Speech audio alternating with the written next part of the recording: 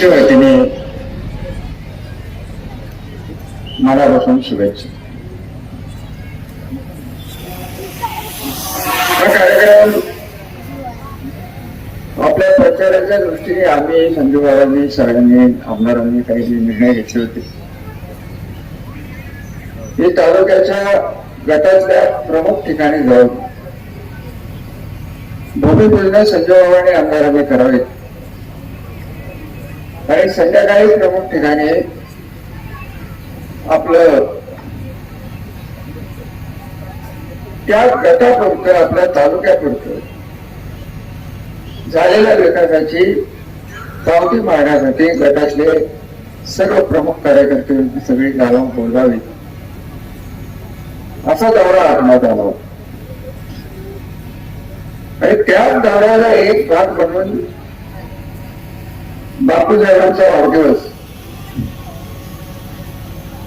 अशी बापूरावांना जर करायचाच असेल तर गटातल्या पूर्व भागातल्या माझ्या वाढदिवसाच्या तिथं माझ्या बारकाशा गावात हा कार्यक्रम घ्यावा म्हणून आज हा कार्यक्रम घेतला गेला. माझ्या समजून राज्याचे चॅनल्स इथे उपस्थित आहेत. मला साधारणतः दुपारी 1:30 वाजता एक 10-20 फोन प्रमुख चॅनल मधनं आले की तुम्ही काही अजितदादांना सोडून तिकडे चाललाय का. हो नाही काय बोलायचं हे मला काही सूचना कारण ही चर्चाच कधी नव्हती. चर्चाच झाली नाही. चर्चा राज्यभर आज पसरली. कदाचित असं दिसायला लागलंय की आपले जे विरोधक आहेत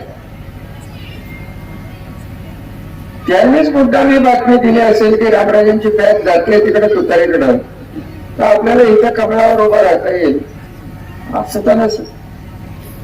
आणि या मंडळीनं हे असं करायची हे अत्यंत घालायची सवय. मी या चॅनलच्या माध्यमातून राष्ट्रवादी काँग्रेसचे अध्यक्ष तटकरे साहेब त्यांचे 2 फोन येऊन गेले. ते तटकरे साहेब मी काही गोष्टी आल्यावर बोलणार आहे आणि त्यातली एक गोष्ट बाकी मला मान्य करावं लागेल. राजूदादांची जेव्हा यात्रा निघाली त्या यात्रेचं नाव मी विसरलो. आनंद मंगल कार्यालयात आपण वेगळी बैठक घेतली. दादांना आपण काही गोष्टी सांगितल्या होत्या. बापूच्या ईडीची केस झाली. तिथं माजी सभापती वैष्णव बसले असल्यात त्यांच्यावर वेळे वाकडीचे काही उत्तर प्रश्न ही दिली गेली ते बोलले. उत्तर कोरेगावची काही मंडळी त्यांनी त्यावेळेस तेच सांगितलं. या सगळ्याची उत्तरं जोपर्यंत इथं मिळत नाहीयेत आणि ही उत्तरं जर मिळायची असेल तर आपण गावाला मागणार हे देवेंद्र फडणवीसांच्याकडे जायचं मला काय कारण नाही. मी देवेंद्र फडणवीसांचं नेतृत्व माझ्या त्यांचे अत्यंत उत्तम संबंध आहे. राज्य पातळीवर एकही माणूस गेल्या 25 वर्षात माझा शत्रू नाही. एक आमदार सोडला तर तोही आपल्या जिल्ह्यात. शत्रू म्हणजे राजकीय शत्रू. वैयक्तिक शत्रुत्व मी करत नाही. वैयक्तिक शत्रुत्व मी मानत नाही. राजकारण आहे. राजकारणापुरतं असावं असा मानणारा घराचा मी एक आताच्या पिढीला माणूस. काय आम्हाला पुरावा पाहिजे होता आणि मी कुठे जातो याला काही किंमत राहिली असं मला स्वतःला वाटत नाही. तुतारी असेल तुतारीच का तुम्ही म्हणता मला माहित नाही तुमची मतं काय. अहो पहिल्यांदा आपण आधी दादाकडे जेव्हा जायचा विषय घेतला तेव्हा मी तुम्हाला बळजबरीने बसवलं पाहिजे. तुतारी बितारी काही नाही. शरद पवार वगैरे काही नाही. हा निर्णय मी घेणार आहे. तुम्हाला आठवलं असतं तुला. आम्हाला पुरावा कुठला पाहिजे. आम्हाला प्रशासनात न्याय बुद्धीने वागणूकच मिळत नसेल आणि कार्यकर्ता तर घरीच बसणार असेल.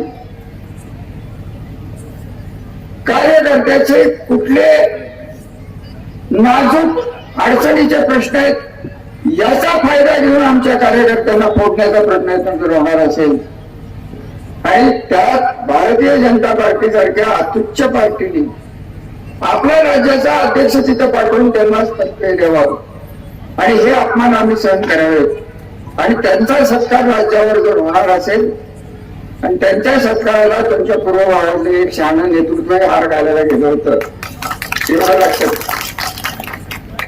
तो विषय आज बोलायचं आपल्याला काही कारण नाही.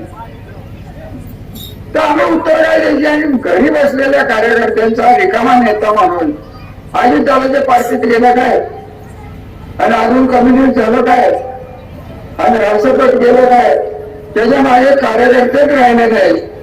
अशा माणसाला, अशा नेतृत्वाला अजित दादा तरी काय करू शकणार आहेत, एवढं बाकी मी तुम्हाला मान्य करेन. दादा किती 11 वाजता अख्ख्या महाराष्ट्राला आहेत. माझी त्यांची तशी भेट झालेली नाही जिल्हा बँकेच्या इथं. मागं त्यांचं या विषयावर बोलण्याचा तो कार्यक्रम नव्हता. अरे बोलायला नको तरी मी बोलतो की अमित शहा साहेबांनी कबूल केलं होतं की मी त्या जिल्ह्याच्या कार्यक्रमाला, जिल्हा बँकेच्या 75च्या कार्यक्रमाला मी येतो. आपण जवळचा होकार घेतला होता. दिल्लीत जाऊन खासदार नितीन पाटील जाऊन त्यांना निमंत्रण दिले होते. कुठला महामंडळ दैवडीतला फोन गेले. त्या असं जर होणार असेल आणि त्याला राज्य पातळीची नेतृत्व आणि देश पातळीचे नेतृत्व ही जर त्याला जर साथ देणार असतील तर आम्ही करायचं काय, हा खरा प्रश्न मी अजितदादांना जाऊन विचारणार. तुमच्या अडचणी आम्ही समजतो. आपल्याला का हा निर्णय घ्यायला लागला याचं सगळ्यांनी उत्तर दिलं.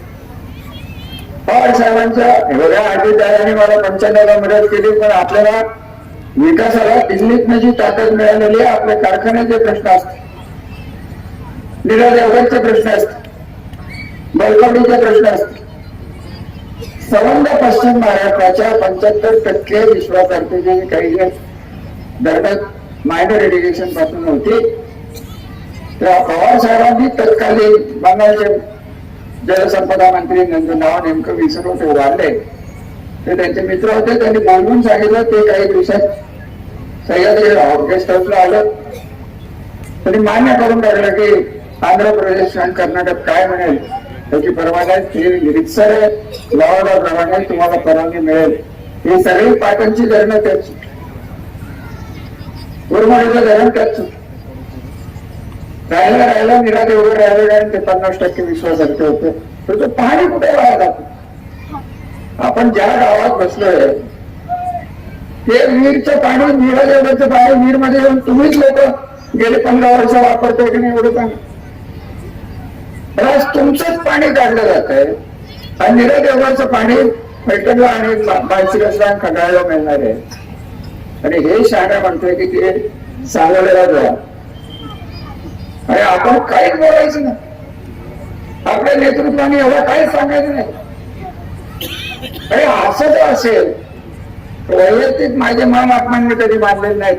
त्या पाण्यासाठी हे अपमान सहन केले, एवढंच मी तुम्हाला सांगितलं. एकदा कधीतरी मी जेव्हा वेळ तेव्हा कोण काय बोललं, हे तुम्हाला निश्चित सांगेन की पाण्याचा आग्रह, औद्योगिक वसाहतीचा आग्रह 95 सालपासून 2024 पर्यंत कायम मनात ठेवून दिवस आणि दिवस आणि रात्र घालवलेली. यांचं काय चाललं, काय म्हणायचं, निरादेवचं पाणी मिळालं, तू टेंडर काढलं, वेळा धरणात झालं नसतं तर तुला टेंडर कोण घेतलं असतं. रामनिंबाळकरांनी घेतलं असतं का. ते रामनिंबाळकर शाळे मोठे रॉकेट कुठले निंबळचे बापूंच्या गाव. त्यांना माझी एकच विनंती आहे की तुम्ही कॉन्ट्रॅक्टर म्हणून होता, तुमच्या वेळेचं आम्ही कौतुक केलंय. तुम्ही राजकारणात उडी घेताय. राजकारणात जेव्हा उडी घेतली जाते तेव्हा राजकीय नेत्याच्या नादाला लागू नये, माझ्याच्या नादाला चुकून लागू नये. तुम्ही पैशाच्या ताकदीवर राजकारण करायचा प्रयत्न केला, तुम्हाला तशीच उत्तर मिळतील. आज तुमचा हा जो रस्ता आहे ना, त्याचं टेंडरही केलं. आमचं काय म्हणणं नाही, काम उत्कृष्ट करतात. राजकारणात भाग घेणं गव्हर्नमेंट कॉन्ट्रॅक्टरनी हा वेळेपणा आहे, एवढं मी सांगेन. आणि त्यांनी तो केलेला आहे. बहु पुढे राहिलो, 2.5 महिनेच राहिलो, 2 महिनेच राहिलो. मी विसरणारा माणूस नाही. चांगलं तर चांगलं, वाईट तर वाईट. तो विषय जरी आपण सोडून दिला ते अजितदादांच्याकडे जा, अजितदादांच्याकडे जा, तू तर इकडे जा, तू तर इकडे जा. मी तुम्हाला एक खरं सांगू का, आपले प्रश्न सोडवण्यासाठी आपण शरद पवारांना दुखून तिकडे गेलो, ही वस्तुस्थिती. आयडी स्पष्ट झालं. हे आम्ही सगळे जण 9-10 जण जेव्हा पवार साहेबांच्याकडे पहिल्यांदा गेलो, तुम्ही हात जोडून त्यांना सांगितलं की साहेब, ही परिस्थिती फील्डमध्ये तशी राहिलेली नाही. माझ्या स्वतःवर वयाच्या 75व्या वर्षी हे आणि मानचे आमदार यांनी खंडणीचे गुन्हे आणि किडनॅपिंगचे गुन्हे लावण्याचा प्रयत्न पुणे जिल्ह्याच्या आर्थिक गुन्हे शाखेत केले. ही माझ्यावरची परिस्थिती. तेव्हा तुम्हाला वाटतं मी सभापती होतो. राज्याच्या सभापतीला 8% तयारी या दोघांची. सुदैवाने मला मानणारे 35 वर्षाचे काही प्रशासनाचे अधिकारी आहेत, पोलिसाचे अधिकारी आहेत, त्यांनी मला सावध केलं. देवेंद्र फडणवीस साहेबांना फोन केला की साहेब काय चाललं. आज ते झालं. 15 दिवसापूर्वी 20 दिवसापूर्वी हीच बातमी परत सुरायला लागली. रामराव जाणारे, आवाज जाणारे, किंवा जाणारे कोण करतोय त्या दंड ते आम्हाला थांबवणारच की नाही. का आम्हाला वाटायला लागलं की आम्हीच पाकिस्तानात गेलो का काय आम्हाला वाटायला लागलं. याचा न्याय आपण आपल्या नेत्याकडे मागायचा. शरद पवार ते अत्युच्च पातळीवरचे नेते, त्यांना काय मी काय बोलणार शरद पवार साहेब. तर मी त्यांना विनंती केली होती की साहेब, जे काय घडतंय त्यासाठी आपल्या भूमिकेचा आपण पुनर्विचार करावा आणि आम्हाला आपल्या आशीर्वादाने तिकडे जावा, त्याचा बाकी मी साक्षीदार. तर आजच्या त्या सभेत जो अजेंडावर विषय नाही तो राज्यावर कसा गेला याचा शोध पहिल्यांदा मी गेला. हे आत्ताही मला त्यांचेच फोन येतात. मी तुम्हाला एकच सांगेन की तुमच्या भावना तीव्र होत जाणार. उत्तर कोरेगावने जाहीर करून टाकलाय आणि त्याला काय उत्तर देऊ. हा उपसभापती बंधू संजय सारखे 3,500-4,000 मतांनी निवडून आलेले लोकप्रतिनिधी, ते विकास सारखे, ते तिकडचं एक पद्धतशीर काम करणारा नेता, 5-6 हजाराचं गाव पैसे वाटायला ते आपल्यातले एक शाळाचं काढतं. ते कोरेगावकरांचं काढतं. हिने नावं घेतली नाही पण मला काय घालाय, ते पैसे वाटत फिरतायत. यांनी त्यांना अडवलं, यांना शिवाय घालतायत आणि यांच्यावरच केस होते. आणि पाहिजे आता हे करणार काय. सत्तेत जाऊनही इलेक्शन मध्ये ही पद्धत होणार असेल तर सत्ता आपल्या कामाची नाही. आपल्याला मला स्वतःला पवार साहेबांना देव मानतो, अजितदारांना तेवढंच मानतो. अजितदारांचे गुण जे आहे त्याचा विचार करून, भविष्याचा विचार करून आपण हा निर्णय घेतला. पण माझा कार्यकर्ता हा माझ्या राजकारणाचा नव्हे तर माझ्या आयुष्याचा केंद्रबिंदू आहे. आणि केंद्रबिंदू जोपर्यंत सुरक्षित राहत नाही तोपर्यंत माझी काही भारतीय जनता पार्टीची भावना नाही. मोदी साहेब त्यांचं काय व्हायचं की म्हणजे आपल्याला काय त्याच्याशी घेणं देणं नाही. अमित शहा साहेब आदरणीय आहे. खरं सांगायचं तर सहकार कारखान्याचे इन्कम टॅक्स कोणी माफ केले असा जर प्रश्न विचारला तर बाळासाहेब अमित शहानी केलेला आहे. आपल्याला मान्यच करायला. काँग्रेसला जे चांगलं नाही ते तुम्ही केलं त्याचं कारण ते स्वतः आमदार जिल्हा बँकेचे संचालक. परंतु जोपर्यंत दिल्लीत एक भारतीय जनता पार्टी आणि साताऱ्यात एक नवीनच भारतीय जनता पार्टीचं पिल्लू हे माणमधून सुरू होत आहे, ज्याचं एक शाखा ही फलटणमध्ये आहे. आणि त्यांना जोपर्यंत ताकद मिळते तोपर्यंत अधिकाऱ्यांना आम्ही प्रश्न विचारणारच की आम्ही काय करायचं हे तुम्ही सांगा. एक सांगा तरी की हे थांबणं शक्य नाही. भारतीय जनता पार्टी माझ्या ऐकते का नाही ऐकते आम्ही आमच्या पद्धतीने बघू. माझं काही शरद पवारांची भांडण नाही, माझं मोदींची भांडण नाही, माझं देवेंद्र फडणवीसांची भांडण नाही. माझ्या तालुक्याचं तर मला बघायचे अधिकार आहेत की नाही. बाकीचं सगळं सोडून तो पाणी पाणी काय जात सर. एक लक्षात घ्या, या विहिरीच्या पहिला तालुका कुठला आहे तर खंडाळा आणि दुसरा कुठला, विहिरीचा पहिला तालुका कुठला पैठण आहे. पैठण जर असेल आपणच ठरवलं तर पाणी पुढे जाऊन द्यायचं नाही तर जाईल आपण. कायदा हातात घ्यायची वेळ आली तरी करू, पण आमचं न्यायाचं पाणी अहो निघालेलं तर पुनर्वसन केलं कोणी?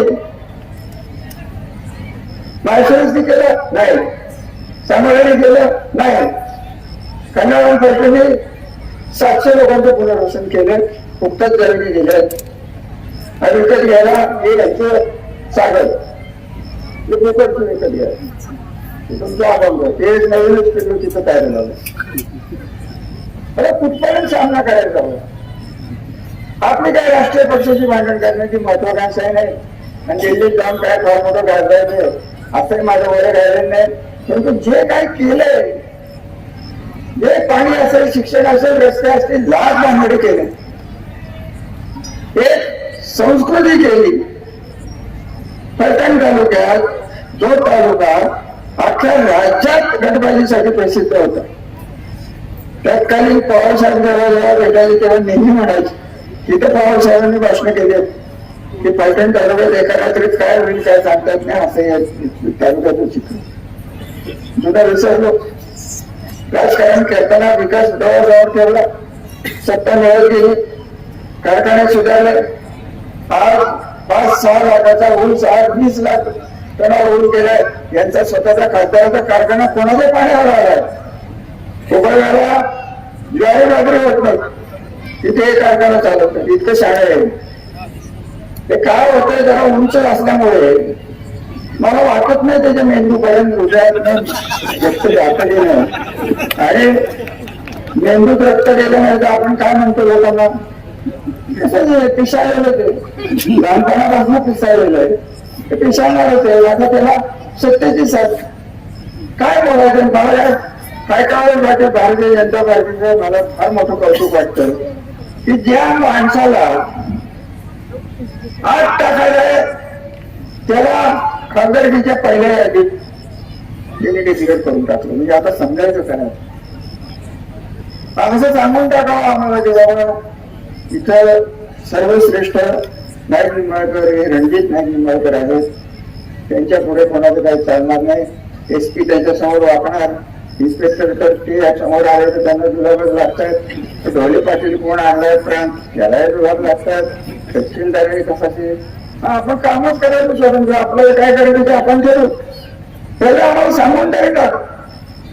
कार्यकर्त्याला जर सरकारी अधिकाऱ्याच्या समोर जर मान मिळत नसेल, असं जर सांगितलं जाईल की वर्ण आम्हाला वरिष्ठांचे कोण आले होते, वरिष्ठ कोण ते सांगायचंच नाही. म्हणजे पोलीस चौकीत आजही गेला तुम्ही ते बोलणार नव्हतं, बरं वाटतं काय त्या आठवड्यातून माझा काही प्रेम नाही. आठवड्याला काय केलं, लाज वाटतं की आगामी राहिलं त्याच्याच कार्यकर्त्याला 16 केसेस केले. त्याच्या मुलीने आत्महत्येचा प्रयत्न केला, त्याच्यावर केस झाली, अजून एक आत्महत्या झाली, यांचं नाव घेतलं गेलं, तपासच नाही. तर त्याला सगळंच माफ असेल तर तसं याला सांगून टाका हे रणजित नाईक निंबाळकरला काही आम्ही होऊन देत नाही. तोपर्यंत तो कमळ आहे, आवड कमळावर तुम्हाला मान्य करायचं असेल तर महायुती. हे काय कशाची महायुती, साखरवाडीची लोक इथे बसलेत, साखरवाडीचे स्वतःला सर्व म्हणणारे शरद पवारांना जाऊन सांगतायत. फोटो बघितला असेल तुम्ही शरद पवारांना जाऊन सांगतायत रामराजे तुमच्याकडे आल्यामुळे आम्ही येऊ, रणजित सिंह नाईक निंबाळकर भाजपात राहतील, आम्ही तुम्हाला उमेदवार घेऊ, हे तो कोण कांबळे पाटील काढला त्याला देऊ आणि तुम्ही आम्हालाच म्हणताय महायुती पाहा.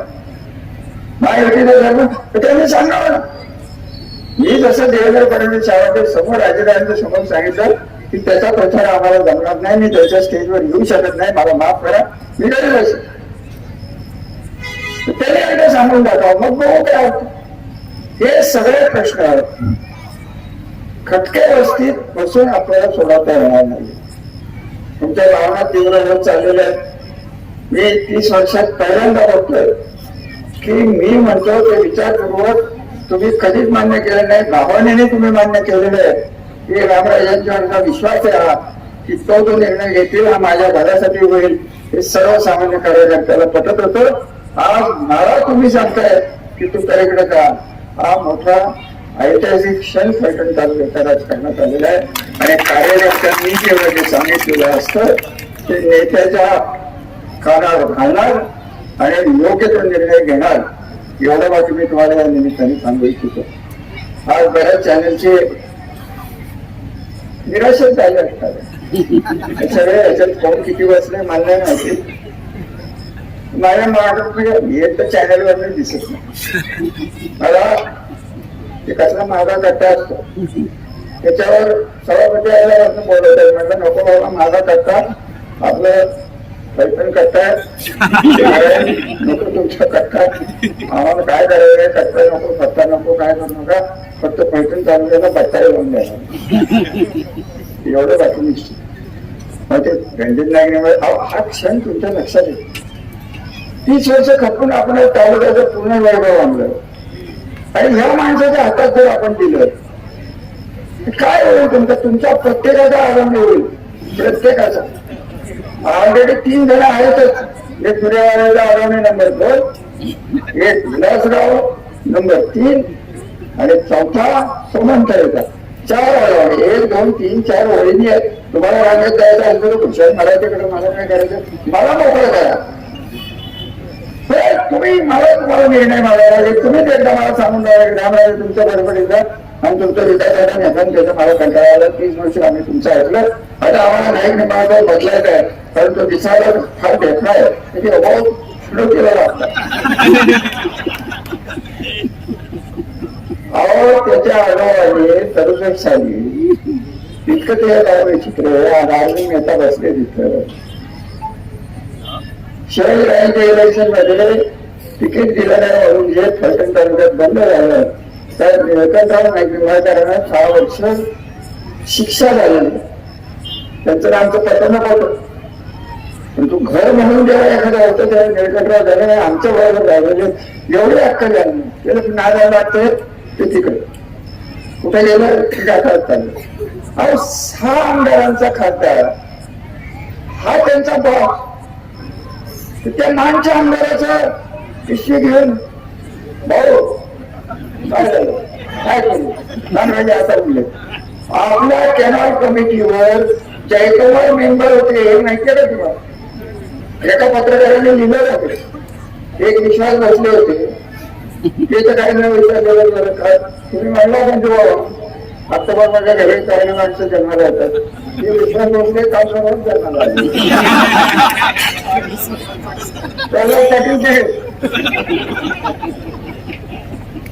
आता काय करायचं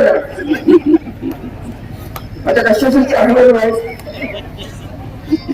अरे साखरवाडीचे बघा 6 तारखेला मागच्या दारांनी इकडच्या दारांनी पाटील माझं वाटलं गेलं 15 महिने मला पगार गेलं नाही तरी पाटील अरे आम्हाला खरं जमत नाही. हे पाटलाचा जोडणी रेड्डीचे गुरु आम्हाला थोडी तरी पुढील जन्मात मिळालं.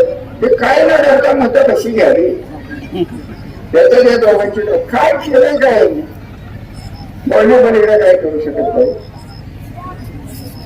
वर्ण साधलं अरे आज हिंमत असलं तर एक चल मी आपण सोबत करतो तू अपक्ष कर चल काय झालं पाटील शरद पवार काय काय हिंमत तर ये चल तू छत्री घे आणि तो कुत्रा घे.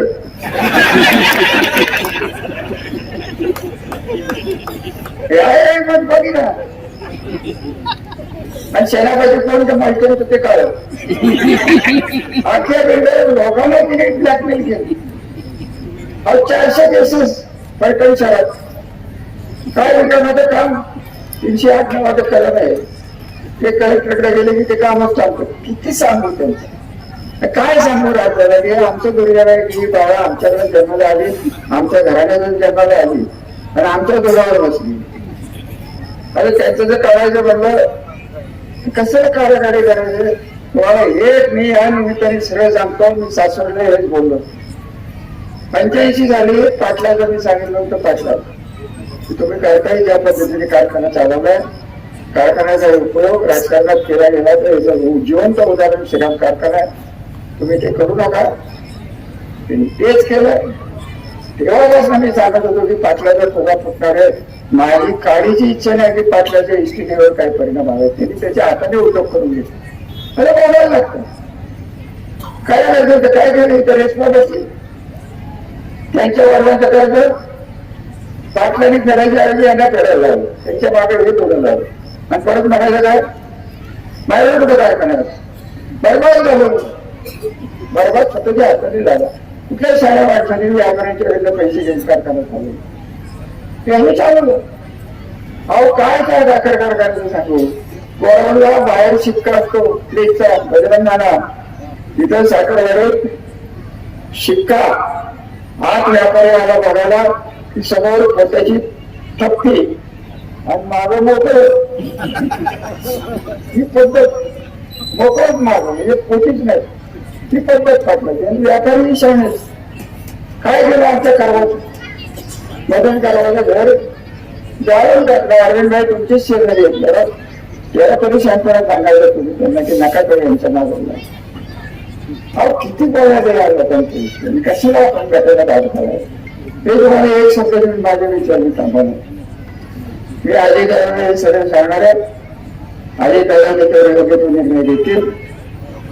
मी पवार साहेबांना आज ताब्यात भेटलेलो नाही. कुठल्या तोंडाने मी त्यांना भेटू हे मला तुम्ही त्या माणसांनी मला आमदार नसताना मंत्री केलं 2009ला. त्या माणसाला सांगताना माझ्या जीवाला काय वाटलं असेल हे आमचं आम्हाला माहिती. आमच्या घराच्या या परंपरा नसताना केवळ तुम्हाला डोळ्यासमोर ठेवून आपल्याला संरक्षण मिळेल मनाला दाबून पवार साहेबांना सोडलं हेही प्रामाणिकपणे सांगेल. आणि जर जायचंच झालं पवार साहेबांकडे तर तुम्हाला साक्षीला घेऊन तुम्ही जर मला शब्द दिला तिथं बापू बोलला की ईडी लागून द्या नाही तर ईडी लागून द्या, परंतु रणजित नाईकने मला घराला किडी आवडल्याशिवाय मी थांबणार नाही. आणि गावोगावीच्या कार्यकर्ते बाहेर पडून जर कामाला लागले की या माणसाचं डिपॉझिट राहू शकत नाही एवढी ताकद तुमच्याकडे हे मला माहिती. म्हणून काय करू आता कशाला आवडतो घरात बिघडलं आता बापू जेवायचं जेव्हा होतं कुठल्या गावात काय कोणाला पैसे घेतलं असं कशाला वागायला शांत जास्त वेळ आली तर म्हटलं आता जास्त काय बोलत साध्या कार्यक्रमाची शोधा मी करू शकत नाही. बघा आधी गेलो विचारपूर्वक गेलो. पवार साहेबांना जमलं वाईट वाटलं तरी गेलो. जे काही याच्या पुढे होईल तो निर्णय तुम्हाला केंद्र बिंदू धरून जर माझा कार्यकर्ता सत्तेतनं जर असुरक्षित असेल तर आपल्याला वेगळा विचार करायला लागेल. एवढं बाकी निश्चित मी तुम्हाला सांगतो आणि त्या पद्धतीने याची पावती चालू करतील. एवढा मोठा कार्यक्रम होईल, एवढी मोठी प्रसिद्धी मिळेल. सर्वांच्या चॅनलचं मी आभारी आहे. तुमची निराशा केल्याबद्दल कायम व्हेरी मच सॉरी. तुम्हाला वाटत होतं एनडीटीव्ही कर्मचाऱ्यांचे फोन अहो काय आमचं ते आम्ही कुठे कोकणात सातारच्या कोकणातला हा तालुका त्या सोडलं कटाळ्याला तिथनं बाहेर काढलं सोडलं उत्तर गोरेगावला. ही लोक दुष्काळी, आपण दुष्काळी, मान दुष्काळी, खताळ दुष्काळी ते राहिले बाजूला राहिले बोलतात तिकडे राजकारणचा विकासाचं कोण बोलतोय. जाता जाता मी तुम्हाला एक प्रश्न विचारून जातो. दुपारी मी 1:30 वाजता 2:30 वाजता जेवत माननीय मोदी साहेब तिथं हेलिकॉप्टर नाही विमानात नाही. त्यांनी जी उद्घाटनं आतापर्यंत केली त्यातली किती उद्घाटनावर ग्रामीण भागात होती आणि किती उद्घाटनं मुंबई आणि मुंबईच्या परिसरात होती याची आकडेवारी तुम्हाला काढता आली तर तेवढं मागपर्यंत 5,000 कोटीच्या गाडी मुंबईत चालली आहे. म्हणजे आम्ही काय जाणार मुंबईच्या वेळी मला काय बोलायचं कारण मी आपल्या लोकांनी मुंबईत चालवले. म्हणजे शेवटी व्हायला काय की 800 खासदार जेव्हा होते तेव्हा आपल्या जिल्ह्याचे आमदार आणि खासदार कमी होणार आहेत. सगळं राजकीय बॅलन्स हा मुंबई, पुणे आणि नाशिक आताच 125 आमदार किती लागतात, किती 144 किती राहील. आणि हे जोपर्यंत डिस्पॅरिटी जी तयार झालेली आहे की लोकसंख्येच्या आधारावर आम्ही मतदान घेणार, आम्ही मतदार संघ करणार, हे जोपर्यंत होत नाही, शेवटी सत्तेचं राजकारण आहे. 144ची बेरीज झाल्याशिवाय सत्ता येत नाही, हे आपल्याला मान्य करायला लागेल. जे काही आमदार आपले हे आपल्या विकासाच्या दृष्टीने काम करणारा हा दीपक साहेबाला आपण पुढे केलेला आहे. चौथ्यांदा त्यांना आपण पुढे केलेलं आहे. पैठण तालुक्याच्या इतिहासात 3 टर्चावर कोणी आमदार झाला नाही. मी स्वतः निवडून आलेला आमदार 3 वेळा झाले. चिन्हराव 3 वेळा, बेटेसाहेब 2 वेळा, हरिभाऊ 1 वेळा, नारायण साहेब 2 वेळा, शिवाजीराजे 1 वेळा. हा आपला इतिहास. दीपकराव, तुम्हालाही वाचताना बोलताना मोठी जबाबदारी याच्यापुढे व्हायला लागणार. तुम्हाला स्पष्ट सांगतो की आमचं जे राजकीय कल्चर आहे, आमच्या घराण्याचं जे राजकीय कल्चर आहे, ते सांभाळण्याची ऐतिहासिक जबाबदारी ती तुमच्यावर येऊन घेतलेली आहे आणि ती तुम्ही आतापर्यंत काय पाहिजे आणि पुढे काढाल याचा मला विश्वास आहे. त्यामुळे पक्ष कुठल्याही काय ते करेल, त्याला काय आपल्याला काही कार्यक्षण आहे. पण जो काही पक्ष असेल त्यांनी आमचे कार्यकर्ते सुरक्षित ठेवायचं आम्हाला शब्द दिला. पवार साहेब सत्तेत नाहीये, आपल्याला माहिती. आपण अधिकाऱ्यांच्याकडनं अपेक्षा ठेवली कारण ते सत्तेत आहे. आणि ह्या जोपर्यंत पूर्ण होत नाही तोपर्यंत मी माझ्या लोकांना काही उत्तर देऊ शकत नाही. अशी परिस्थिती माझ्या नेत्यांनी अजित पवारांनी माझ्यावर आणू नये एवढीच माझी त्यांना विनंती आहे. तत्काळी साहेबांनी फोनवर नाही सगळं कळवणार आहे. जे काय ठरेल ते तुमच्या समोर येऊन संजय बोललेले असते. 2-4 दिवसात प्रमुख कार्यकर्ते आपण एकत्र बसू, ठरवू. तोपर्यंत तुम्ही कळ काढावी, भाग सांभाळायला पाडावा. आणि काही जरी निर्णय झाला तरी इलेक्शनच्या दिवशी, मतदानाच्या दिवशी मी पळ काढणार नाही हा मनाचा निश्चय तुम्ही मला कळवावा. एवढेच विनंती करतो. बापूला शुभेच्छा. आपण आल्याबद्दल आपल्याला आभार. हा कार्यक्रम संपला असं मी जाहीर करतो. धन्यवाद.